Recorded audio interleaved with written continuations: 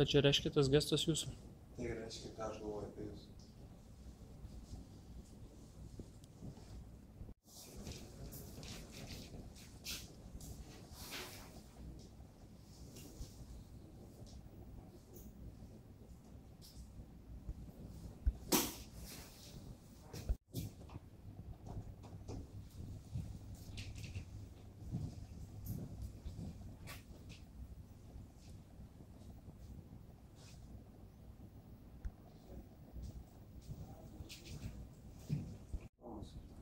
Kodėl? Nes kodėl jūs neateina pas mane šiandien į svečius? Tai mes galim ateiti ir į svečius. Šiuo metu prisiminsiu, jūs tikrai nekviesiu svečius. Kodėl?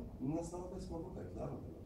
Ne, tai jūs esat viešas asmuo, čia tiesiog... Tai okei, nu tai viešas asmuo būna pas save, kai jie pas mane ateina į svečius.